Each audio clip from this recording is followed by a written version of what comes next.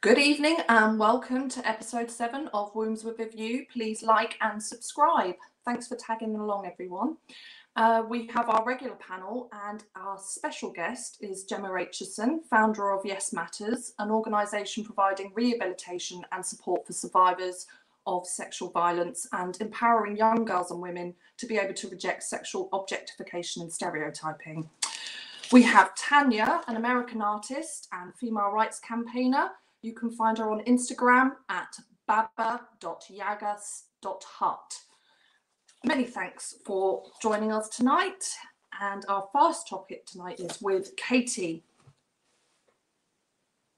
So I'm going to be talking about, is this the end, the beginning of the end for Stonewall? I'm going to give you a little bit of introduction for our American listeners who might not be familiar with Stonewall. They're a British organisation founded in 1988 in Ian McKellen's living room. Those of you who don't know, that's literally Gandalf's living room. They actually played Gandalf.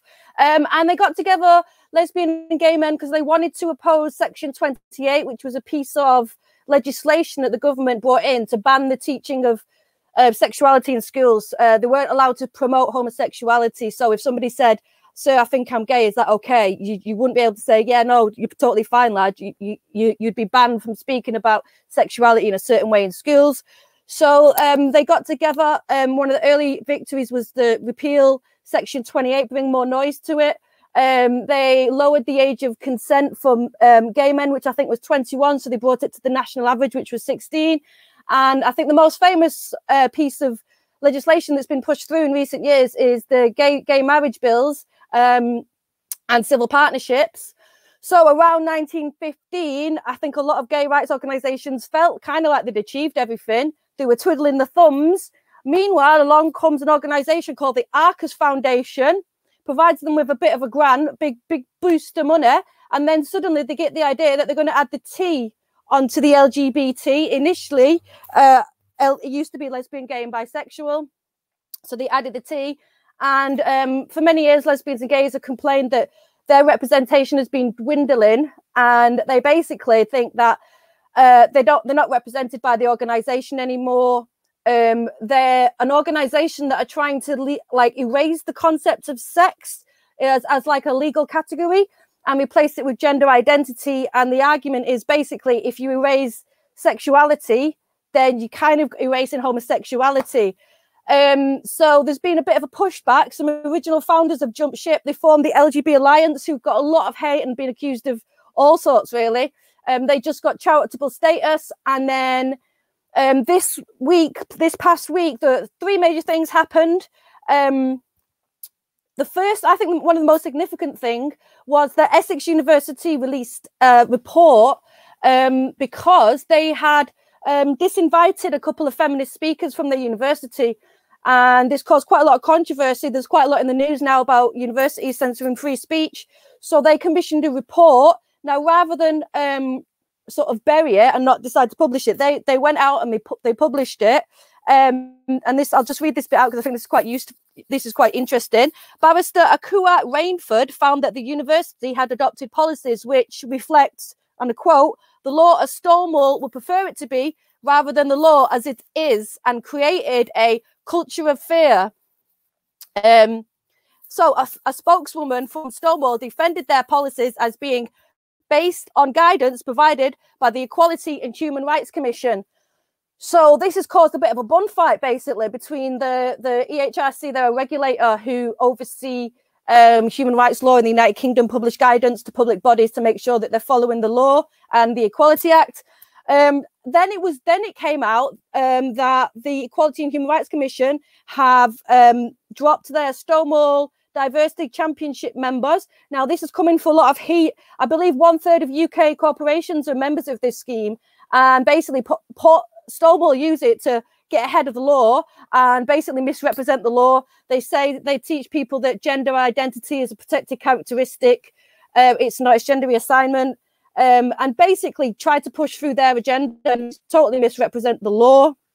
Another founder came out of the weekend on Saturday and said, you know, basically Stonewall, they're all about the tea, they're not representing gay people. And on Sunday, I woke up to the most glorious of tweets, which I just think sums up where we are now. Hang on a minute, I'm going to try and find it, because I read this and I was just like, this organization, yeah, they're worth like £8 million a year. They're one of the major human rights organizations in the United Kingdom. And basically, do you know what? I can't find it. But they acted the Times and the Sunday Times, and they just sort of said something like, "You okay, hun? We noticed you guys are a little bit obsessed with me. It's a bit weird and creepy." And I'm like, that's just, come on, like, you're supposed to be one of the like biggest charities in the United Kingdom. You're behaving like a teenager. They've tried to rebrand themselves. They've released a new mission statement, but it's not really holding much water. It's kind of like the same thing that some of the major policy platforms is reform the Gender Recognition Act, take away the sex-based exemptions in the Equality Act, the things that protect women-only spaces. And one of the stuff like, you know, they want to erase sex by deception as a category. Currently in the law, if you have sex with somebody and you hide your sex and then you have sex and deceive them, that's classed as rape, which I think we could all get behind as far as, you know, classifications go. That's one of the main platforms. So basically they're just doubling down. And yeah, I think we're beginning to see the beginning of the end with all of this, and companies are going to start reflecting on whether or not they want to be part of an organization with such a sort of bad reputation as it's becoming now. So yeah, that's what I wanted to talk about this week. They brought out T-shirts, haven't they? Some people are lesbians, not women, not some women. That says it all. But they're one step away from calling us Karens, aren't they? Well, yeah. I mean, they've swallowed the Kool-Aid, as the saying goes, and I feel like they've just dropped all pretense of behaving like a grown-up organization. I mean, like I say, like there's so many organizations that are part of this scheme that they've put together, and I just think it just doesn't look good. Like, you're not allowed to behave like that on social media if you're a big organization or a big charity. And I've worked in a charity sector, and it was only a small charity, but they're so risk averse, and the charity law and legislation is so strict that I think they're going to get into trouble if they carry on with this malarkey. So I'm all here for it, because like I say, they're not only not representing gays and lesbians and bisexuals, they're actually campaigning against us now. So it's time to take it down, because it just doesn't do what it doesn't do what it was founded to do. It's mission creep, and it's pushing an agenda that is not only damaging for gay people. I think it's damaging for the reputation of us. You know, when all this comes to full circle and everybody finds out what's going on, I worry that I'm going to get blamed for this as much as the AGP bloke who I've been fighting against all these years, you know. So yeah, that's my story of the week. I think they're it's really interesting that I think it's really interesting that they're actively trying to go against consent. So consent has to be informed, and that's, you know, that's legally as well. And you see that same argument about consent being informed when you also see the things about puberty blockers with children, and about, are they, you know, informed as to what this means for their bodies, for their futures, everything else. Consent is really important, and any organisation that is trying to go against consent, you know, surely that's a red flag. Like, to me, that's my opinion.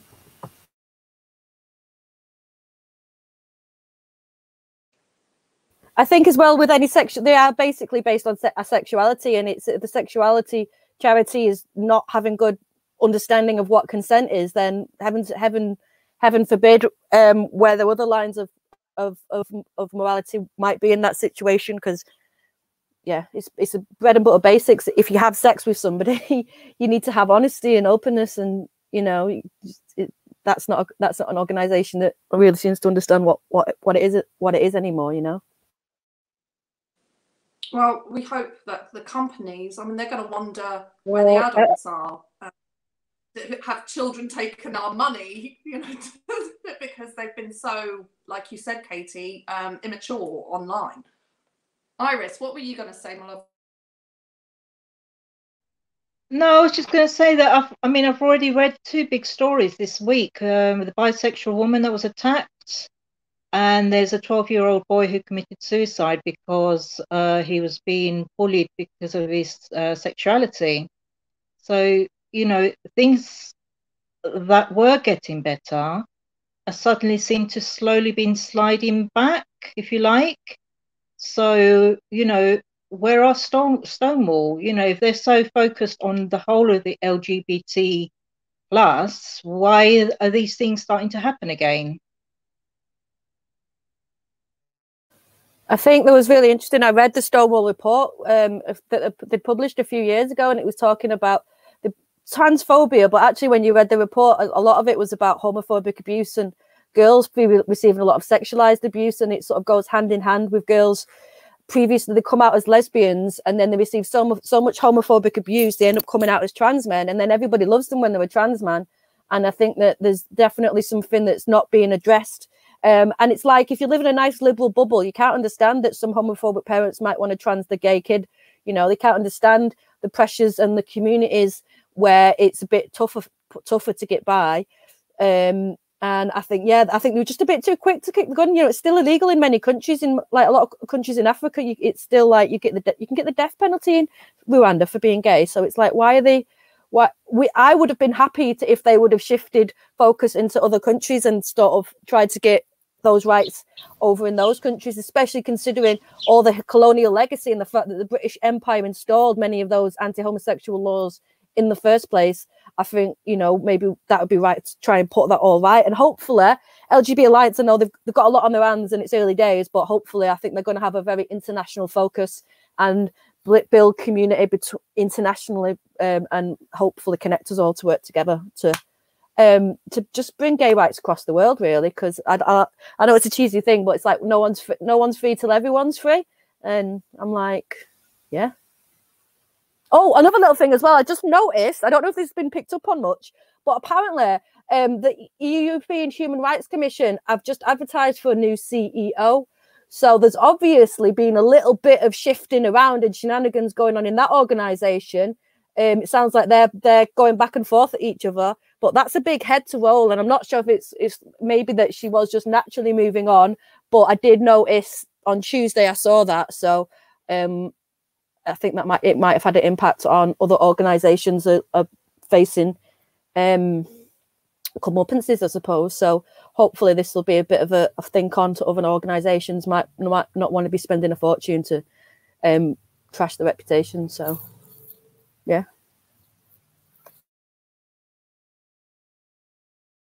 Hey, anyone else got anything more to say about Stonewall? I wanted to say that I've noticed, so Yes Matters, we successfully campaigned for compulsory sex education because, as we saw it at the time, Pornhub was essentially being sex education, and we helped to write some of that sex education. And the stuff that we wrote was things about highlighting how damaging gender stereotypes are, how limiting and damaging they are. And I have found, since it's sort of been rolled out more now, because COVID kind of took over last year for schools, as I'm seeing it rolled out now, I'm seeing so many schools that are sort of like using the Stonewall things for schools.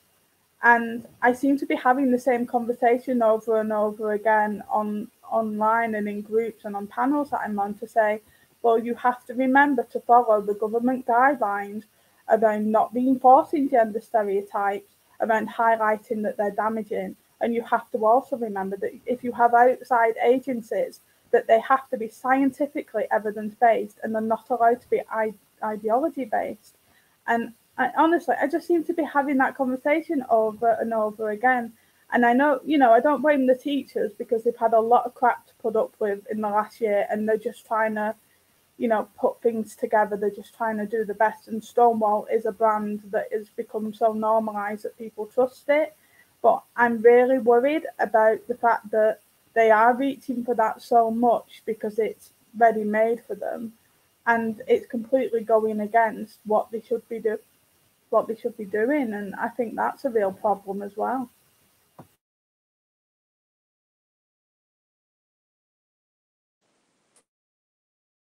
Yeah, I think Stonewall are looking a bit silly at the moment, aren't they?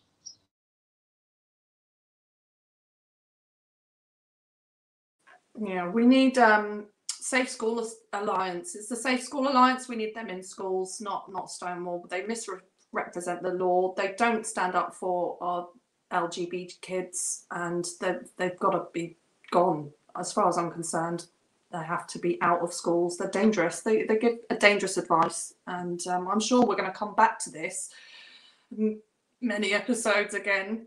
It's going to be a long fight, isn't it?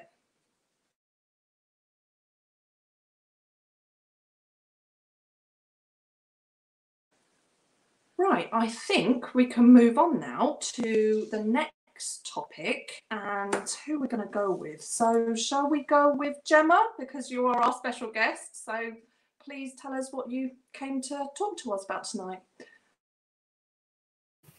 Well, I didn't know I was a special guest. I'm not sure anyone from Bolton can be referred to as special. We think you're amazing.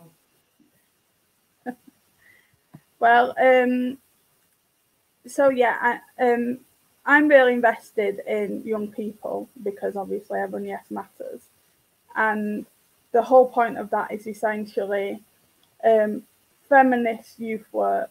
Essentially, is what it is. And one of the things that we've really noticed with young people lately has been how much pornography is influencing them. And one story that was out this week was the fact that children were selling explicit videos of themselves on OnlyFans. And the reactions to these things have been like, I just honestly, I just don't understand. Like, that essentially what it is, you know, it's a website. If people don't know, it's a website where you have videos. But what you do, you get subscribers to pay to subscribe to see your videos, sometimes have private video chats with them, things like that. And it's essentially become a porn site where you can have kind of a relationship with the person who owns the channel. I don't want to say performer because I don't think that that's what it is. I don't think it is a performance. And the thing about this is that, you know, it's reported in the news and they say things like shocking. How is it shocking? You put young people in a society that uses tits to sell everything from coffee to cars to air freshener, and, you know, you normalize pornography to the point that it influences music videos, games, fashion, relationships, our justice system, and then you act all shocked. I mean, you know, I just don't understand how you can, you know, you can call people a prude for pointing out that pole dancing parties for 8-year-olds aren't appropriate, but then you can say that you're shocked about this OnlyFans thing, or say you're shocked about the rape culture thing. You can't have your 6-year-old daughter copying the dances from the Pussycat Dolls and then be all shocked when she's sexting her friends a couple of years later. It's like we completely don't want to take any responsibility for the society that we're putting our young people in. And then when something happens, we say that they're the problem. And, you know, there's lots of feminist campaigns around this issue. We Can't Consent to This highlighted, you know, that 68 women in 2020, you know, the guys who killed them were essentially copying porn and sort of saying, oh, well, it was just rough sex. You can't call it healthy. Oh, it's just healthy fantasy, but at the same time, it's a good enough defense for murder. Well, sorry, it can't be both. And, you know, young people, they pick up on this stuff. They're not oblivious to it. Like the young people that we work with, and we have groups specifically for young people deemed at risk of or who have experienced child sexual abuse. And we do rehabilitation work with them in sort of a youth work setting. And, you know, they all blame themselves. We've had like an 8-year-old girl blame herself, you know, they all do that. But now what I've noticed that they now proudly say things like they're proud of their love bruises. And how they're really proud of how they're getting into breath play and things like this. And, you know, as pornography is becoming more and more violent, girls and boys are both being taught more and more that the value of any female is male sexual gratification. And if you're teaching boys and girls alike that what matters about girls and what matters about women is how sexy they are, and that's all that matters about them, can you then go and tell your teenage daughter off for going onto OnlyFans to get men to think she's sexy if you're teaching her that that's where her self-worth comes from? You know, I'm absolutely not saying that it's right, but what I am saying is that adults need to take responsibility for the society that has groomed them into thinking this. And it is gender stereotype based, it's sexual objectification. And, you know, that's the heart, to me, that's the heart of the issue of feminism, is we are seen as objects instead of people. And, you know, adults on Pornhub, we have essentially what is the abuse of women and children. We film it, put it into categories and label it free speech and entertainment, and then say that we're shocked that our girls are doing the same thing. Like, really, why are you shocked? You know, I don't understand how you can be shocked. And these girls think it's normal. And there's been a response of, oh, well, you know, it's getting them money, you know, they're earning money. Well, you could say that about, you know, child soldiers in Cambodia. Well, they've got somewhere to live, they've got a roof over their head, they've got something to eat. You know, that's not the point. It doesn't matter whether they're getting money or not. It's reinforcing this message. So I kind of feel like we need to stop pretending that we're shocked and actually take responsibility for the fact that we've got a society that revolves around Dick and what Dick wants, and we need to take responsibility for that. And we need to start challenging sexual objectification, whether that be in, you know, adverts, fashion, game, whatever. Take the risk of being called a prude and accept responsibility, because our young people are getting these messages and shouldn't be blamed for essentially the shit that we put them in. I'll stop ranting now and ask the rest of you what you think. Well, do you know, sorry. You go, girl. You go.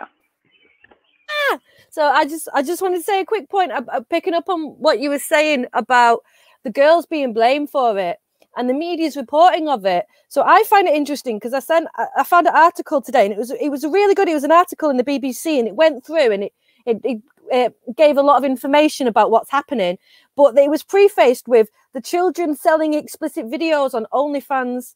Now they could why the children? It's about the children selling it, and not OnlyFans is selling videos of underage girls. You know, it puts the onus on the children. It's not children who've been groomed.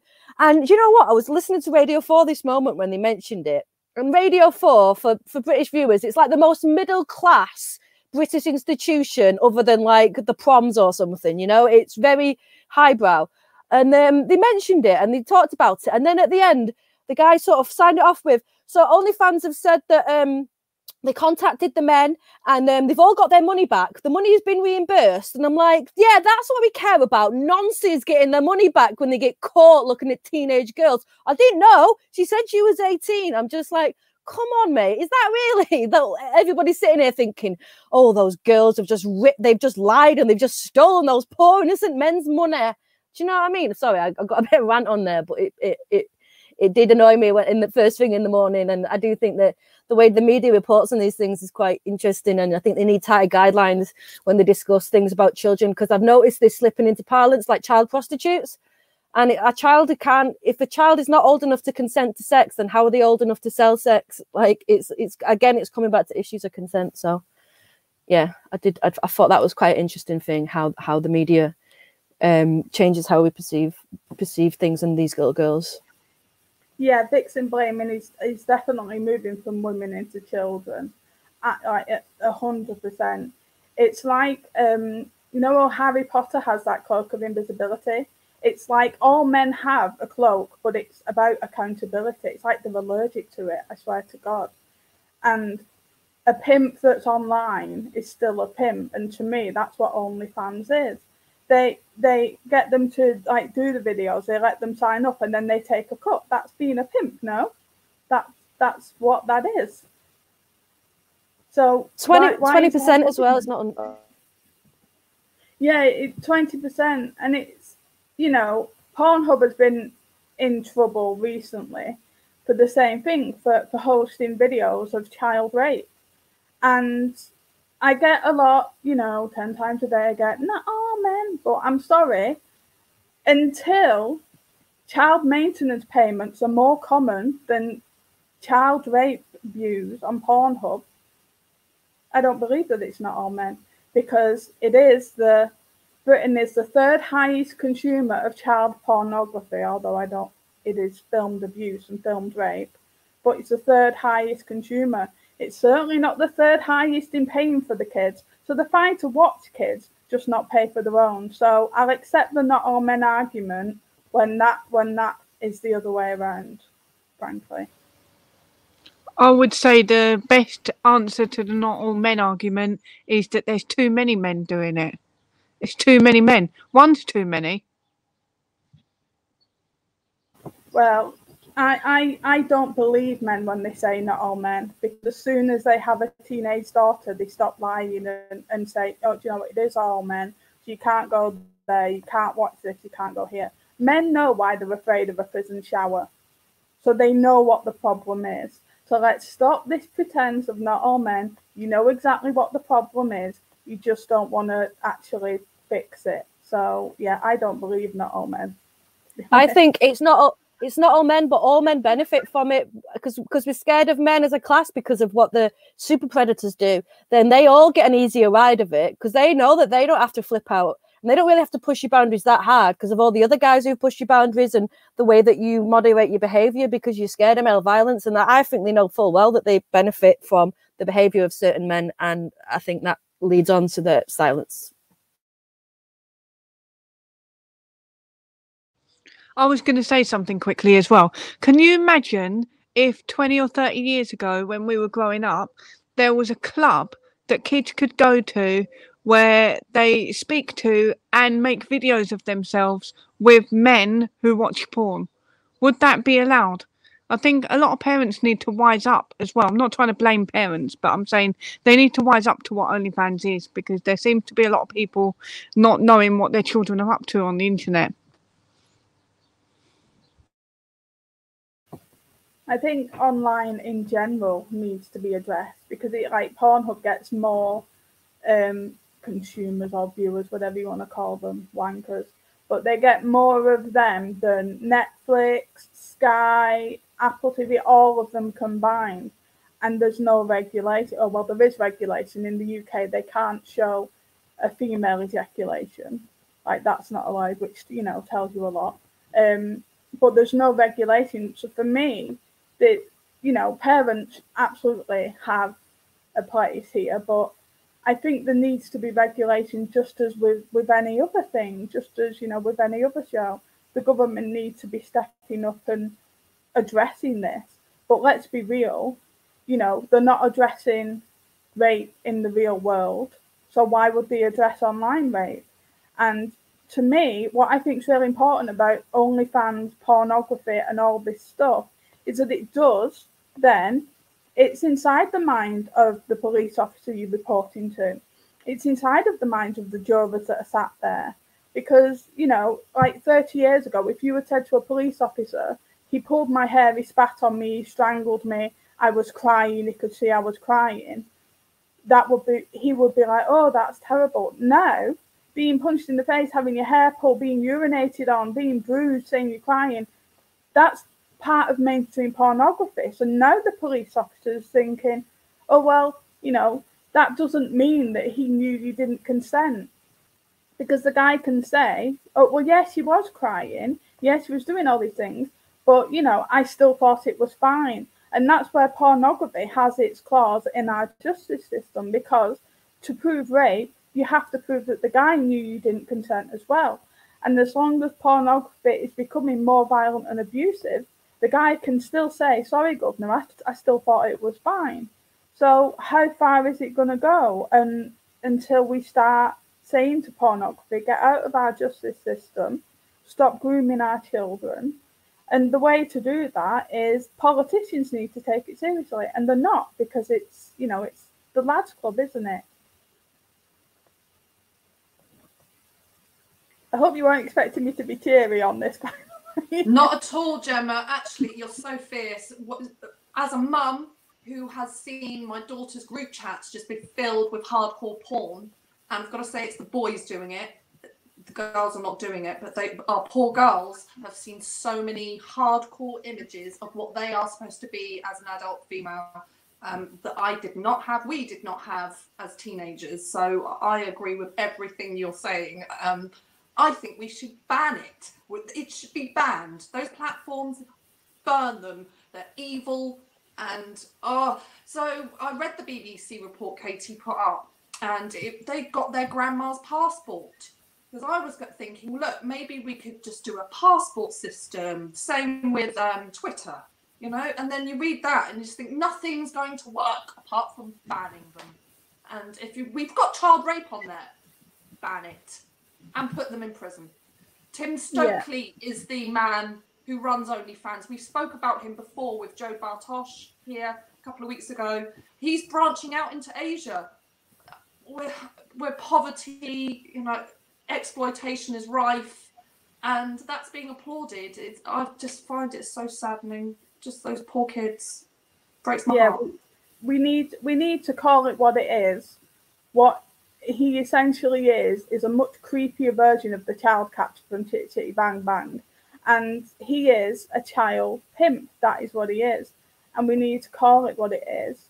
And our representatives need to address it. But also, I would say to all the parents out there, please, God, talk to your children. Because there's this misconception that if you talk to your kid about sex, you're stopping them from being innocent. Well, no, what you're actually doing is keeping them vulnerable. You need to talk to your kids. Because if you talk to them about your embarrassing first time or whatever, then there's less of a barrier that if something happens that they're uncomfortable about, that barrier is not there, so they can come and talk to you. If you've had that conversation with them about not keeping secrets and that it's no big deal talking about it, that stops perpetrators of grooming from getting their own way a lot better. So talk to your kids, even if it's embarrassing. You know, I don't care how nervous it makes you to have the talk. You're keeping them safe by having that conversation with them. So that's one thing that I would really, really advise. And, you know, there is a class element to this around the exploitation, definitely for sure.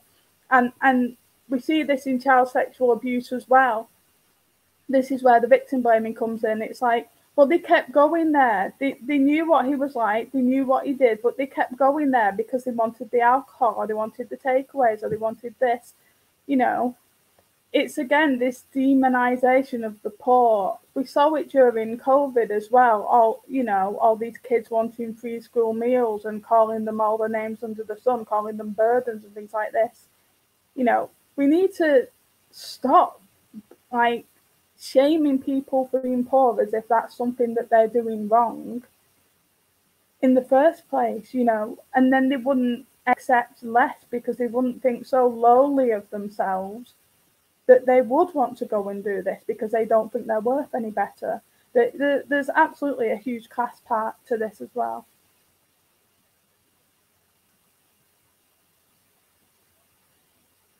Iris?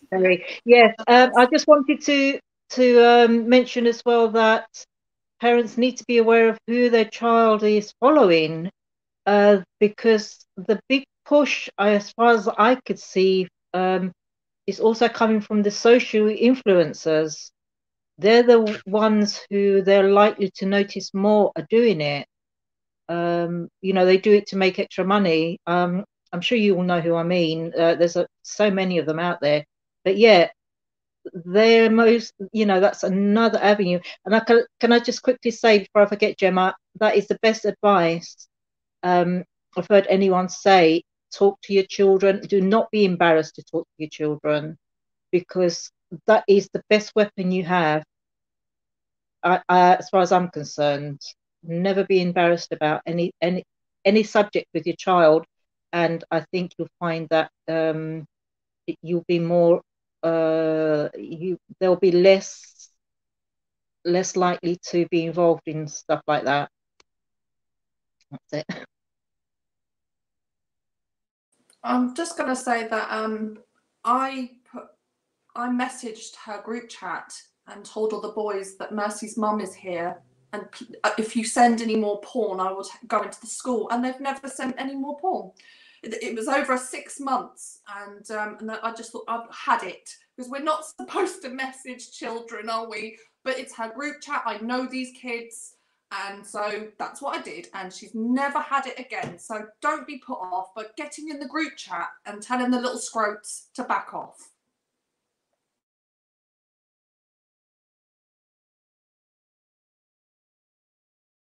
Anyone else want to just chip in quickly?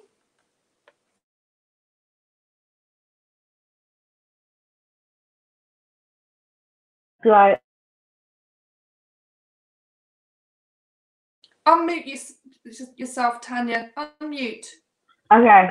There you go. It's doing it. I just wanted to bring up. I mean, and since you were talking about sex education and stuff like that, and I wish that I remembered the names of these women, but they do like a sex education class for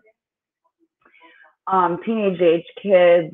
I forget. I feel like it's somewhere in the Northeast, maybe even Massachusetts somewhere. But the whole class is, they travel around, is based on talking about porn and how it's not real, and how it's not even really a fantasy because it's real people behind the camera, and just educating children about porn. I forget the name of the program or the women's name because it was a while ago I read about this, but it sounded really smart. And it also, like, kids talked about, like, had questions that, you know what I mean? It sounded like it was a good dialogue, a good program. Also, I wanted to mention, like, my neighbor has 5 children, and he has a teenage daughter, and she's so sweet and adorable, and all the kids are, like, great and stuff. And sometimes she gets her, like, phone taken and stuff, and I can only assume or imagine why. But I always talk to them about pornography and the situation with pornography, and I, like, send, like, him and his wife, I sent them the article that the New York Times put out about the children on Pornhub and girls getting wrapped up to it and how they can be groomed and, like, what to look out for with predators. And I also, like, sent them information about Gail Dines and Culture Reframed. And I try to tell any families that I know with children, just any information or resources I have about stuff like that, because, I mean, kids are out there raping each other and really damaging young girls. It's really scary. Yeah, I mean, I don't know. I read a while ago, like, somewhere, like, in Nepal, when rapes went up, they got rid of porn on the internet. Like, I don't know if it's still like that, but, and after that, like, it was proven through data that rapes went down significantly. So that's all I got for that. Heartening, Tanya. It's really heartening to hear that, that single women like yourself, really cool, and you wouldn't, not pro porn, not pro sex work, that you are sharing these articles, and you're not a mum, and we thank you, because this is what's needed. And I know that Object, Yes Matters, there's loads of orgs, and if you're sharing that, that's brilliant, to try and raise that awareness. And I just hope, Gemma, that you can come back and talk about Yes Matters more and what you do, because I was going to ask you about how many years the pandemic set back services. So maybe next time you come on, that would be great. And you're so strong today. Thank you. Thank you very much. And we're going to move on now to our next topic, with Iris. Go, Iris.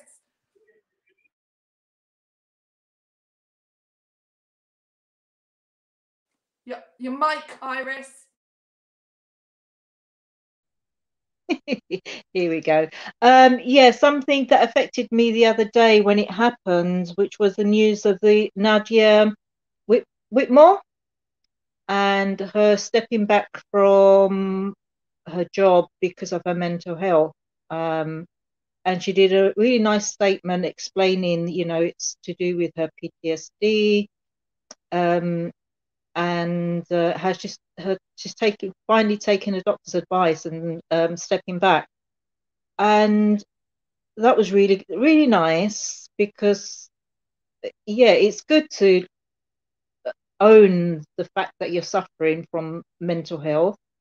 But then I did the thing of reading the comments on Twitter, and I was so shocked at the comments that were being made to this young girl, you know, because they were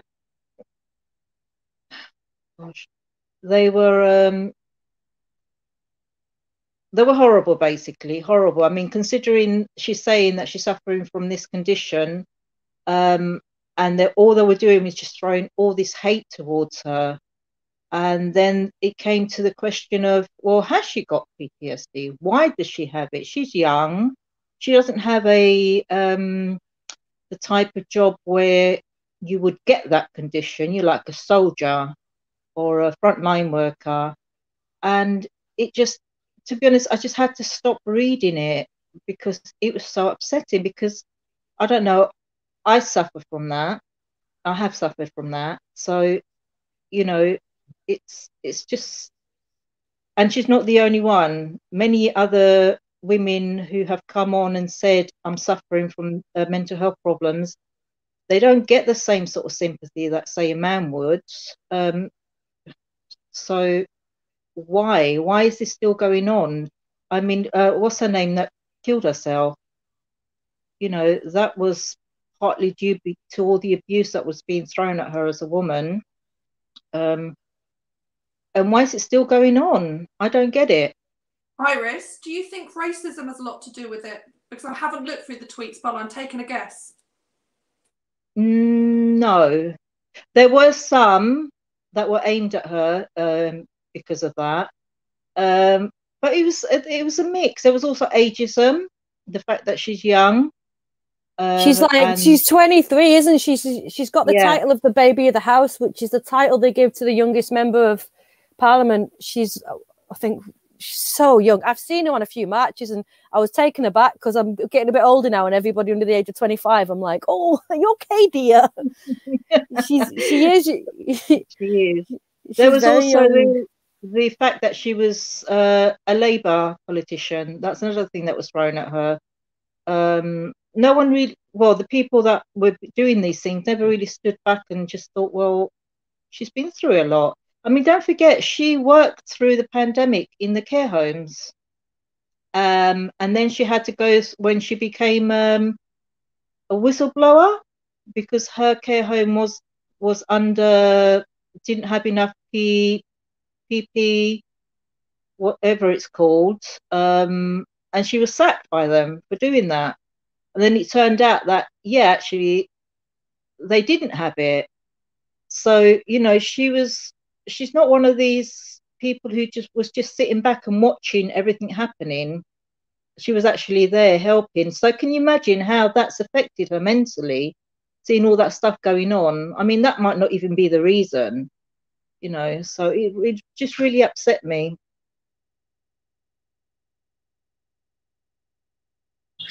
Can I just say, it really, really pisses me off that people don't take it seriously when women have PTSD or other mental health struggles, because they think that you have to go to war to have PTSD. They don't realise that PTSD could be caused by any distressing situation in your life that changes you significantly. It might not be significant to somebody else. And I think this goes back to the old trope that women are just crazy.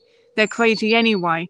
And that's why when a man struggles, we feel more worried about it than when a woman struggles. Does that make sense? Because I take everybody's mental health seriously, but I cannot say that I haven't noticed that women get dismissed or brushed off a lot more and expected to deal with it in ways that men are not. Exactly. Do you know what I mean? So it's disturbing to me that people are even questioning that she might have PTSD. That's disturbing to me. It's disgusting. And I think that has more to do with her being a young woman than anything else. Yeah. Yeah, that's like what she's got me only as well. 23. She's only 23. What could she have possibly been through? But, you know, people can have PTSD from when they're like 5 years old. Yes. Yeah. Precisely. Sorry, Iris. Having spent a year, well, over a year, it was a few years I was on Twitter and being called TERF, like really horrible names over and over again. I can see having 1,000 notifications. She's an MP, so she's going to get those notifications on a larger scale. That it's going to suck the life out of you, isn't it? If you're getting that every day, 1,000 notifications, and a lot of it is going to be sexist, you know, what we get, but just, you know, times 1,000 every day. I feel for her. I do. We've also heard that she's too young to be an MP. That's from some of our own friends that have said that she's too young. How do you feel about that opinion? Initially, I think I was like, oh, no, you're 20, whatever, you don't. But if you think about it, being an MP doesn't really involve knowing about life. Because look at our Prime Minister, what does he know about being working class or, you know, on benefits? You know, so I think she has the intelligence behind her that she needs to be an MP. So I have actually changed my mind about thinking she's too young for the job. Can I say something quickly about the too young to be an MP thing? What about Lily Madigan? He was 19 when he took the women's officer role, and nobody told him that he was too young. And the other thing I was going to say really quickly is, if she gets all this abuse online, could that possibly be one of the reasons that she has PTSD? Because I think the internet and social media is causing people mental illness problems, including PTSD. And I think getting that much of abuse could be detrimental to you in the long run, and you could be extremely harmed by it in terms of being averse to people responding to you because you expect it to be abuse all the time.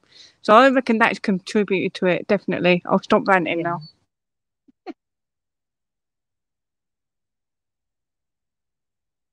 Go ahead, Gemma. Did you want? Yep. I know it's from a youth worker perspective again, but one of the things that youth workers believe is that young people, there's this idea in society that young people are not quite finished people yet. Like, they've not finished loaded, they don't know enough about life, blah, blah, blah. I have to say, through the several years I've been doing youth work, young people have taught me just as much as I have taught them, without doubt.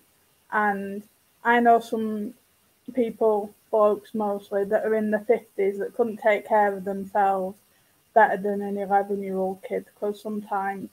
So, you know, I think that because the majority of people who get out there and vote, they are the older people, politicians tend to like pander to them. They leave the pensions alone, things like that.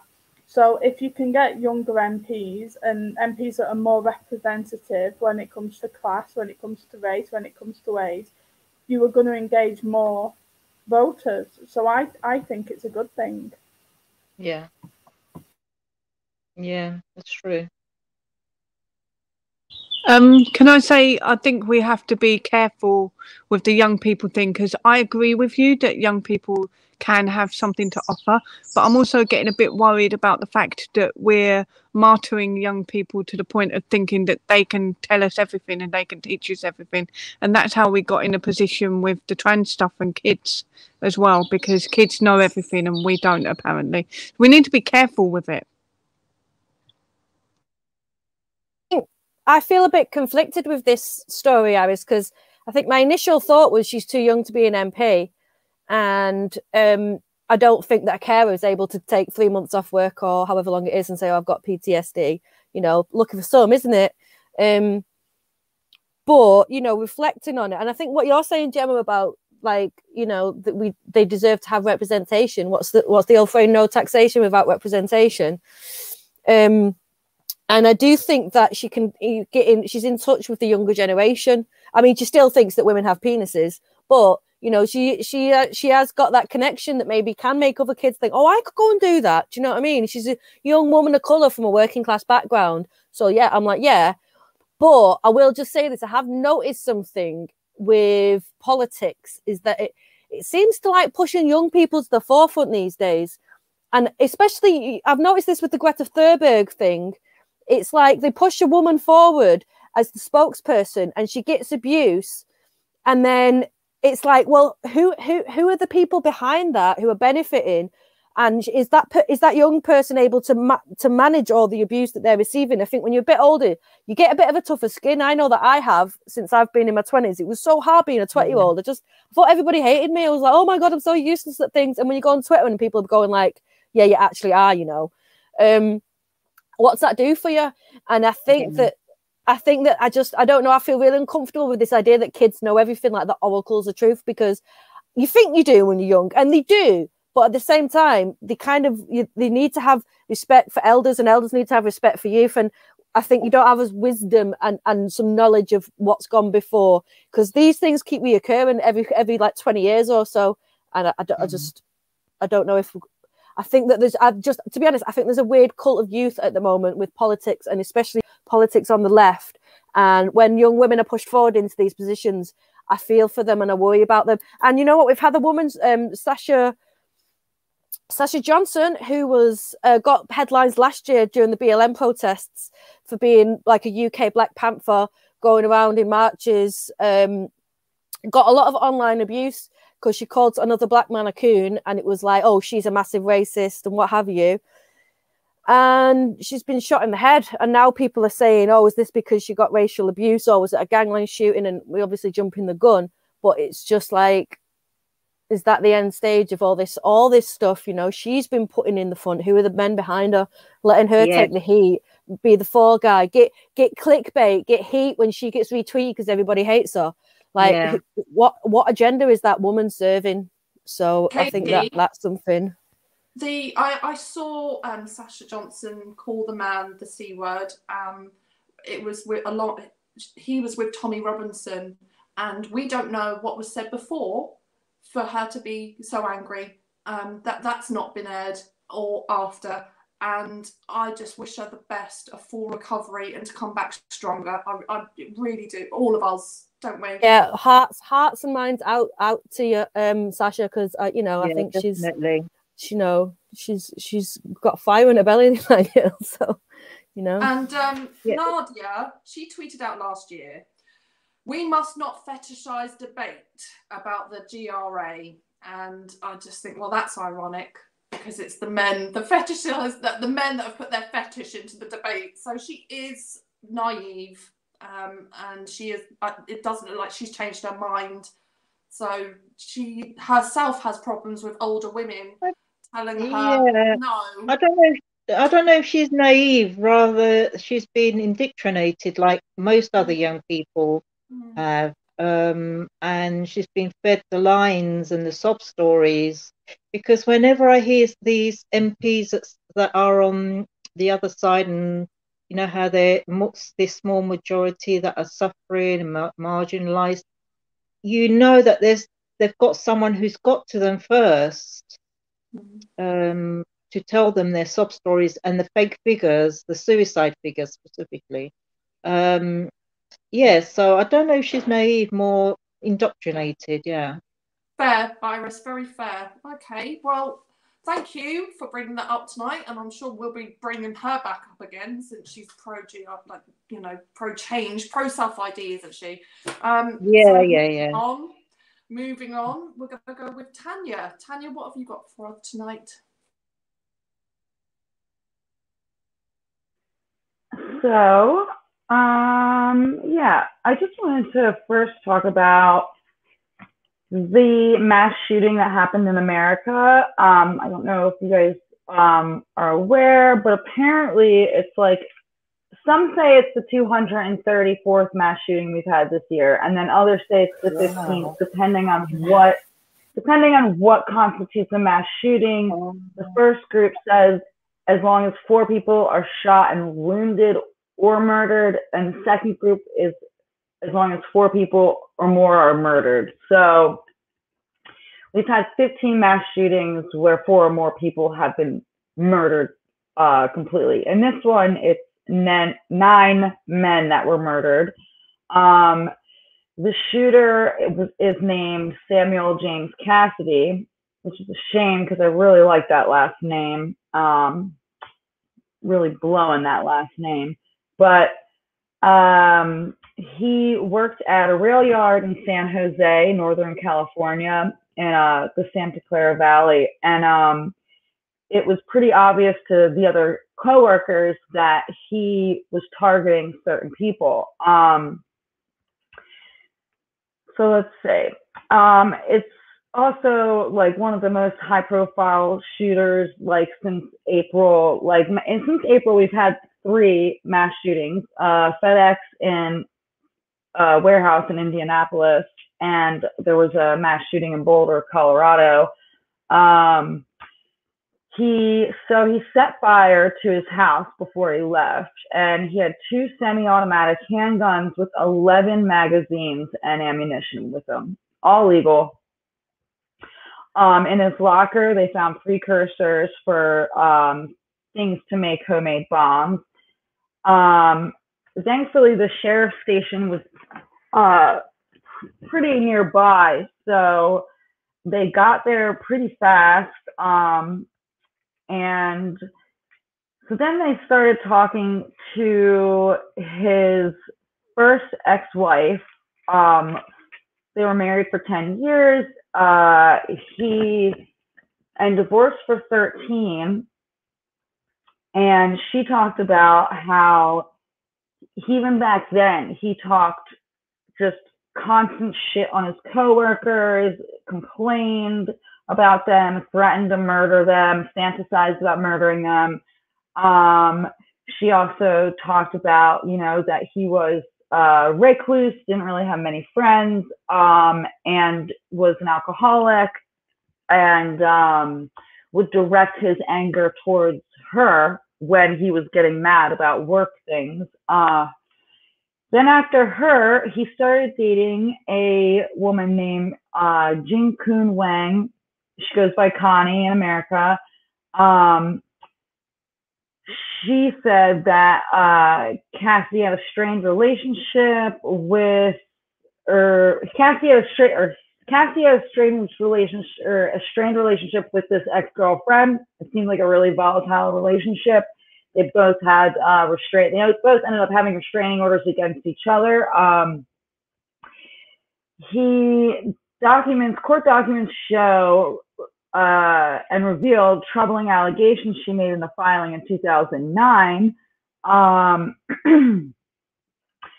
She said that he forced her into sex when she wasn't in the mood, like physically held her arms down by her sides and raped her. She said that he wanted to marry her within 2 months and told her to get a ring. And then I wanted to marry her after 2 months of dating. And she declined the offer because she was like, I don't even really know you that well yet. And then after that is when he started to become very manipulative and just more abusive. She also said that his alcoholism exacerbated his mood swings, and that he enjoyed manipulating her and playing mind games with her. She said that he had bipolar disorder. Not that that matters, because I know plenty of men and women that have bipolar disorder and don't go shooting up anything or abusing anyone except maybe themselves. Many times he became intoxicated and enraged and forced himself on me. He tried to make her have anal sex, which eventually led up to their breakup on Valentine's Day because she refused to have anal sex with him. The way he broke up with her was by moving in another female and telling her she can no longer come to the house, which afterwards he went to her house and she wasn't there, and a neighbor let him in. And because he had a key to her car, he stole her brand new Toyota Camry and returned it completely damaged and said that he got into an accident. His neighbors all said that they were afraid of him. The one talked about how he was pulled his car out and around, had to use his driveway to do a K-turn or something, and the dude came out and just flipped shit and was like, get the fuck out of my driveway, whatever. So pretty much all the neighbors so far that have been interviewed, because this happened just yesterday, late afternoon, so it's there's still so much crazy information coming out, but it's just really sad. A lot of it seems like and the other weird thing about it is it seems like all the men that he targeted were really nice, humble men. Their wives loved them, their kids loved them, the community loved them. It seems almost like just another fucking angry incel, and that he got mad at all the Chads he worked with or something, to be honest. And it's really sad as well because it's the second time in 2 months that members of the country's Sikh community had to mourn after a mass shooting, as there was one of the employees, Mr. Singh, who's a Sikh. He helped a couple of people get out of harm's way. He recognized the danger pretty fast and announced that there was gunshots being discharged, and he helped move get a woman to safety into a secure room. So that's pretty heroic. I figured that was probably a good thing to mention since the poor guy is now dead and his family seems devastated. And I don't know about Sikhs in other countries, but here they're really nice people and they feed everybody. They do a lot of the homeless outreach, you know what I mean? They know how to be good neighbors. They live in Pakistan and India between the Muslims and the Hindus, so they're used to living in quite a fractious place, and they just have a good ethos, give people free food, work hard. People being shot at, Right, anytime there's a devastation, a hurricane or a natural disaster, they always come out and cook for everybody. And it's just sad because 4 Sikhs were among the 8 people shot and killed at a mass shooting in April at a FedEx warehouse in Indianapolis. He had a wife and 2 children. So just really sad. Some of the other men that were shot, there was one whose brother that was he was a sick man who killed my brother, not the gun, and I don't want this to be a gun law, blah blah. There's others that were we don't want anybody to have a gun. So of course this discussion will be brought up again in the news. But the last ex-girlfriend, the one with all the legal stuff, was still, I think that was still pending in court. They hadn't been together for years either. And so the neighbors that were all afraid of him said he was hostile, short-tempered, lived alone, and they never saw anyone come in or out of the house. It does, Tanya, it does seem it's always over here with the murderers of their wives and their partners. He's always a nice man, but it does seem that your mass murderers over there, he was, loopy. He was a loopy person, and it always seems everyone knew. It's completely different. I think. Do you know what I think? It's really. Everyone. it's like a man with a history of domestic violence ends up taking it out on men, and then everybody has a problem with it. Like so many times, the most like the best thing of like, if is a guy going to go and shoot everybody up, it's like, how does he treat his female relatives, his girlfriend, his partners, the women around him? Because that's how you learn how to become a mass shooter, isn't it? Well, oh, exactly. I mean, as soon as I saw it, I was like, gonna look into this and look into like if they'd reached any ex-girlfriends, and it's just, you know. And then you read about like the massage parlor shooting, and it's like 8 people have been shot. It's like 8 women have been shot, you know, and it wasn't just because they were Asian. It's because they were women, and he was buying their sexual favors, and he felt entitled to them. And I mean, that's a whole other thing that just drives me up the fucking wall. But yeah, it's just, that's like, you know, I just wanted to talk about that a little bit because it just happened, and it's just so and it just seems to keep on happening. And I don't know. It's just scary because it's like there's I feel like there's just so many men still out there that are going to commit crimes like these, that are capable of committing crimes like these. I live in Virginia now. It's an open carry state, you know, like I hear shootings all the time at night. But yeah, I don't know. It's really scary and sketchy, and I really feel like anyone that has any type of domestic abuse charge or rape charge or violence against women or their children should not be allowed to own a fucking gun. Like, if there's one thing, you know, we can all, like, I think that everyone should be able to agree on when it comes to what's a common sense gun law. Because yeah, we're here in America. There's too many guns anyway, so there's no going back from now. But like, so what can we do to like mediate this? And it's like, keep an eye on these violent fucking men, you know? Sorry, did you have something to say, Katie? Yeah. When did it become from? Because I know it's in the Constitution. What is it called? The Constitution, to own a weapon. Mm-hmm. When did it become like having a rifle and a handgun to protect yourself, to being able to buy machine guns and all those other weapons? I'm not like entirely sure, and I'm assuming that, you know, just as things progress and the technology progress, it's just no one put any regulation on it. I mean, they say that like no fully automatic guns, but a semi-automatic gun can easily become a fully automatic gun, especially if you're a gunsmith and all this information is online. I mean, people can print guns now, you know, so it's just a mess. It's just a fucking mess. Sorry, can I just ask, what's Biden's position on gun laws?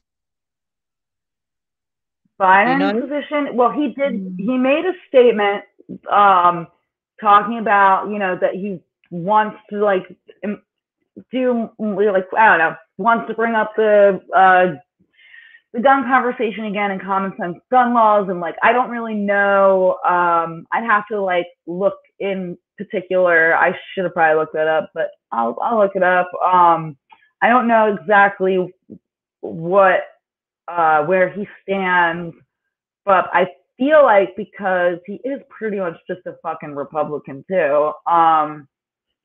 Not that they're any different from the Democrats, but I do feel like, you know, he's probably not entirely against the Second Amendment because everyone's like the Constitution, but I don't really know, like, besides, you know, keeping tabs on domestic violence and things like that, like, what else they can do? Like, it's just, the NRA has so much money that, like, I don't even know if Biden does an executive order or something like that, if like it would even do anything at all.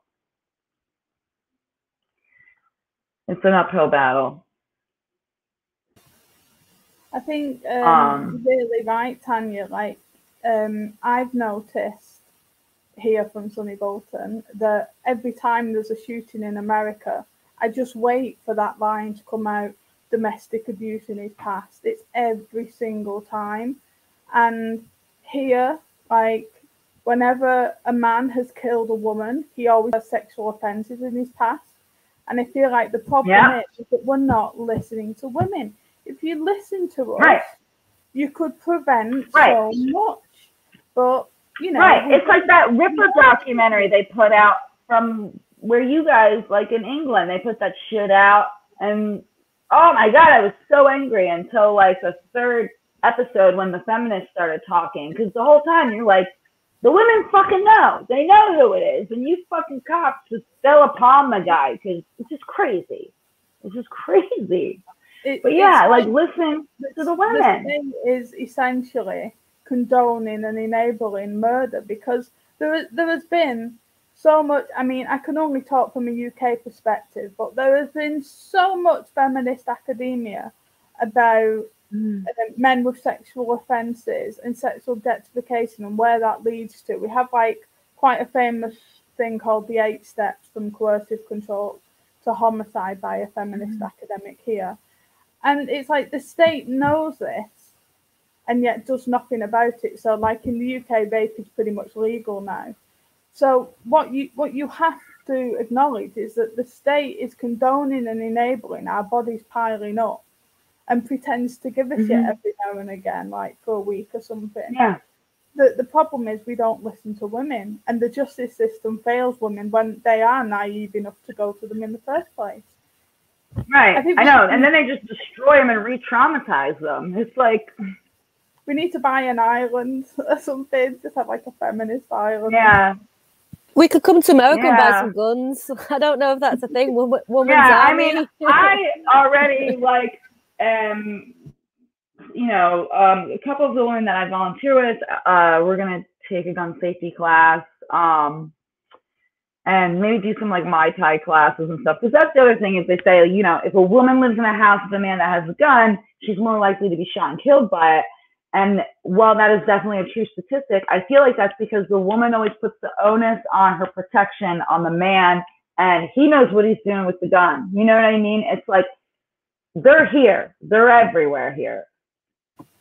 The thing we is, need to be comfortable and confident around them, and we need to learn how to react and have a reaction time around them. I don't know. I want to be comfortable and confident with them because I'm surrounded by them. But there's also, gun laws do not work in a woman's favor. A lot of women are in prison for a very long time for murdering their abusers. Yet, you know, Republicans and NRA are like, oh, you're scared. Women, protect yourself with a gun. And it's like, so legislation needs to be changed in order to protect women who do actually stand their ground. And then there's the other thing where it's like, if you are a woman out there who wants to get certified in gun safety and wants to, you know, apply for a concealed carry permit, please, whatever you do, get insurance. It's very cheap, a couple bucks a month. It'll pay for your bail. It'll pay for your lawyer fees. And it's really important. It covers knives and other weapons too. If you get into an altercation where you need to protect yourself and it turns into a lawsuit. But here in Virginia, at least, like, we're allowed to have tasers, we're allowed to have mace, and we're allowed to use these weapons in self-defense. But it is it's a mess. Though, because a question that really struck me that I read a few years ago was, if it weren't for men, what would we need protection from? Right. Wasps. Well, I'm going to say something controversial. I think I'm going to wrap you I was up. good. Oh, sorry. Sorry. Go, Betty, go. No, I was going to say, like, I agree with you. What do women need protection from? Men. But I also think women do fight women. And I saw a really violent video the other day on Twitter of a woman fighting a woman. And I saw in the comments, somebody said, this could have been avoided if the victim had gone to some jiu-jitsu classes. And lots of people gave this person shit for saying that you're victim blaming. But like, I see both sides of that. You're victim blaming, but at the same time, women aren't encouraged to go and learn how to defend themselves in a situation like that. That could be avoided If you've got someone violent, and it is most likely going to be a man usually, but if you've got someone violent coming at you, you need to be able to defend yourself in a way that will restrain that person and not kill them, obviously, but also protect you. It's a really, really difficult one because we're not encouraged to do that, generally speaking. It's so it's a man thing, isn't it? Like, yeah, when we sorry, I when was we going to say, even like, martial arts is very much seen as a boys' thing. Sorry. That's okay. When we even like when I've had guys go up me in a bar or whatever, if I even acknowledge that they're doing something to me, I'm making too much of a fuss. Like when we respond in any way, we're hysterical, we're this, we're this. But I also kind of think like it's a dangerous thing, isn't it? Because like jiu-jitsu classes and stuff like that, yeah, but they're going to be for people who can afford to do that, aren't they? And there's also do we want to create a market around that? So like these guys who created like the nail varnish and stuff that women could put in the drinks to test whether it had been spiked. They have actually rape knickers, but you know, do we really want to create a market where men can make profit off the abuse they do to us? I guess it's kind of a bigger question, but also the access. Well, I mean, that's why it's like, you know, for the gun safety class, it's all women that teach it. There's also like a lot of like, they're like called, you know, there's like groups called like sister warriors and blah, blah, that just train women in self-defense, Muay Thai, boxing.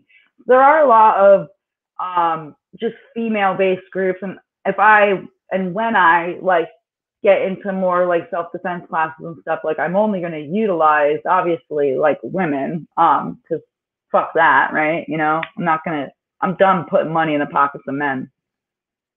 Well, but I guess we'd have to make it free, because otherwise then it's just going to be certain women that can protect themselves and not others. Like that to me would be an issue. Yeah. Well. Can you afford? Can I say something? Right. Can I say something? I listened to something the other day about the suffragettes, and there was actually, I can't remember what the name of it, but there was actually a group of women that were really good at Brazilian Jiu-Jitsu who went around everywhere protecting suffragettes. So they were like the bodyguards. Awesome. And it's so good to think of it like that. Like I went kickboxing, and I went to a female-only kickboxing class that was run by a woman, and I loved it because it is all for women, and it is, like you say, not putting the money in the pockets of a man. But at the same time, I would also go to a class if it was run by a man as well. For my own peace of mind, but also because I like that sort of thing as well. Though I'm into it, whereas some people are not into it, and they shouldn't have to go to self-defense classes. Right. That is another point.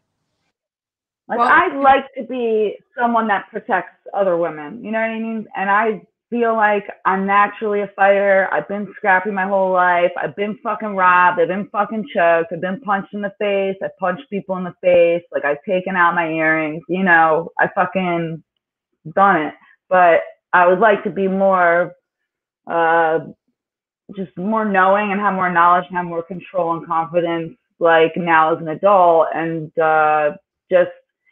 just to be there for like my sisters, to be able to like protect other women would be an honor to me, honestly.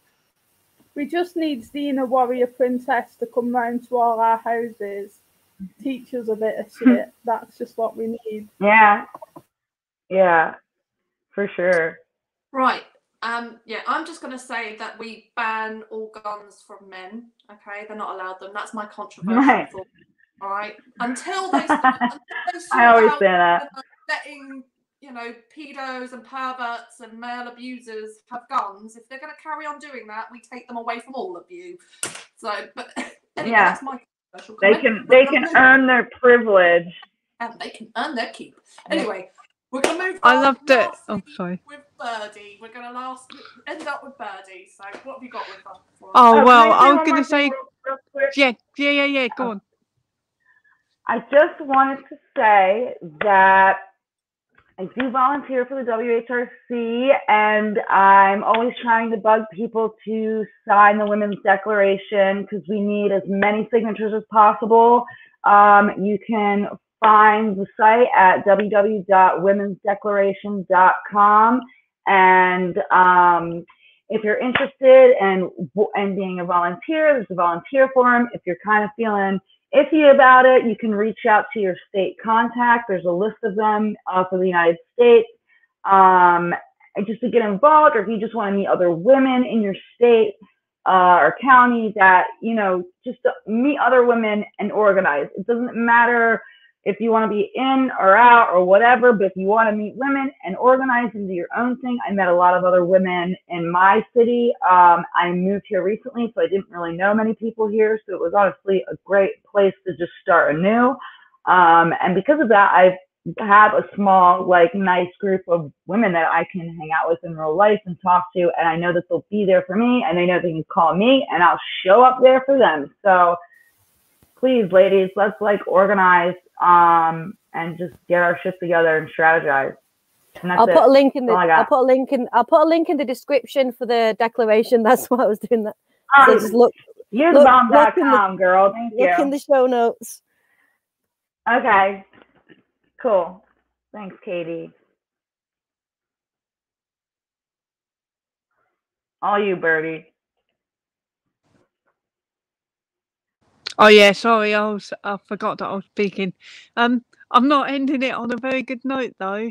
It's Elliot Page, as you know, went through the breast removal surgery and has now come out less than a month later with this picture of herself with this insane six-pack that I don't think anybody could get after such a major breast surgery, to be honest.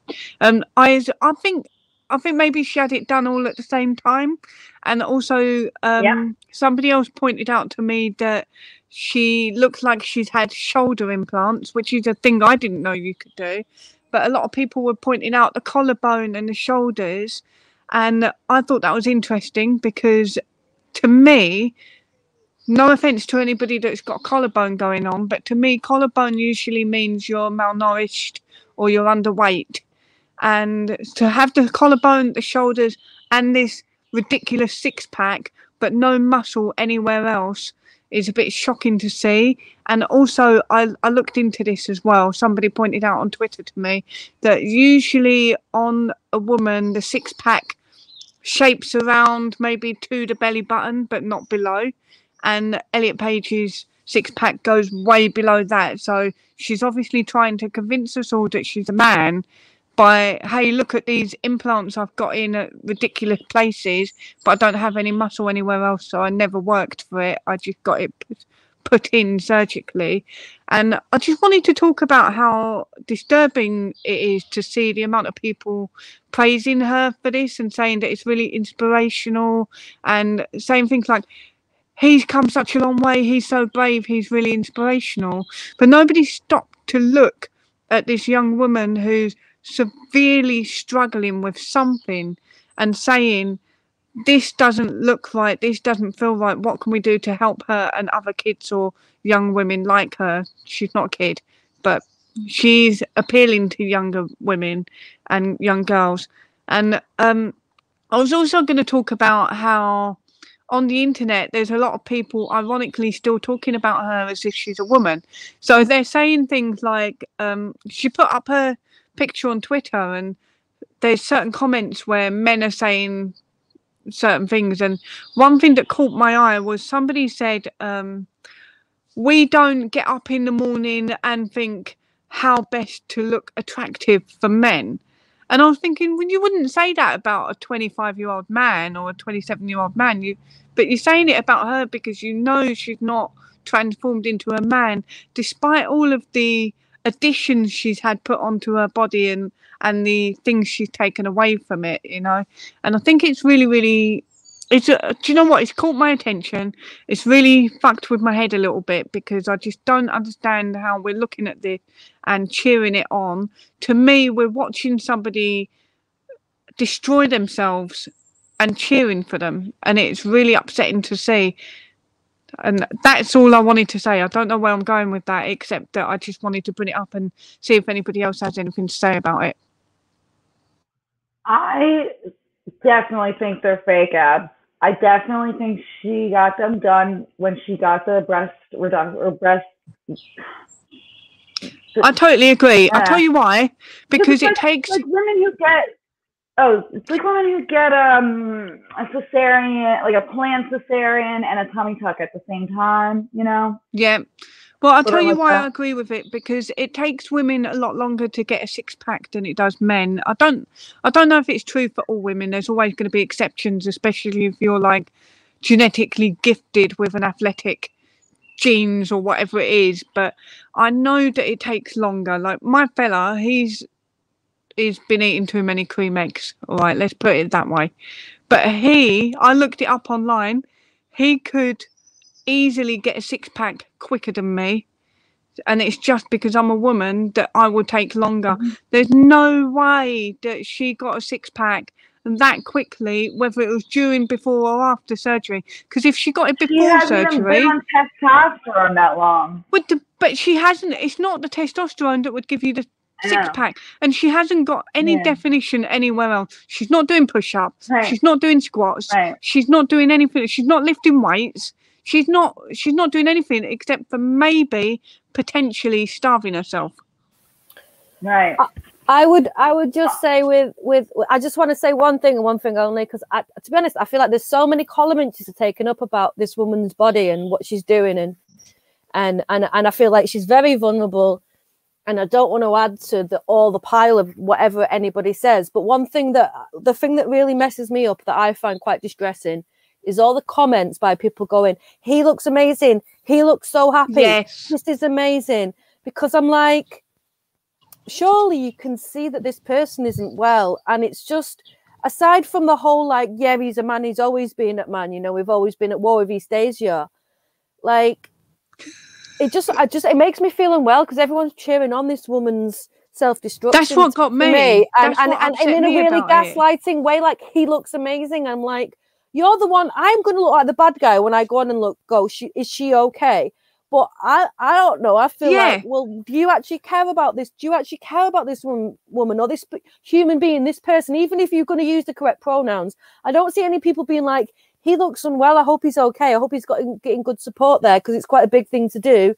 And the fact that the two things go hand in hand, the sort of loving the pronouns and no question about their obvious distress when they, especially that last interview they did, it just looked so unwell. And I just thought, do you know what's wrong with society that we're at this state at the moment, you know? Yeah, that's what's doing my head in. Not only are we saying this is a bloke, but we're also saying this is an example of a healthy, happy young man who's living his best life. And this is something I can't see any, I don't know, 15-year-old boy looking at her and going, that's what I want to be. That's just not a thing. Do you know who's looking at her and saying that's what I want to be? It's 15-year-old girls who are unhappy. Yeah, I was going to say I've never seen the TIFs, trans-identifying females, as a thing with the men, but I think on this occasion I see that what she's had done as some sort of a fetish, isn't it? It definitely is. I mean, I was saying this earlier to my fella. Who wants these young girls to have these surgeries? Because it ain't us. It's men. It's predominantly going to be older men encouraging it. And it's younger women who are not happy, who don't want to be objectified in all the ways we've talked about in this episode, who are trying to get away from having to deal with that, I think. And it's if I was younger, I think I would have fallen for this. I think I would have looked at someone like Elliot Page and I would have gone, that's what I'm supposed to be.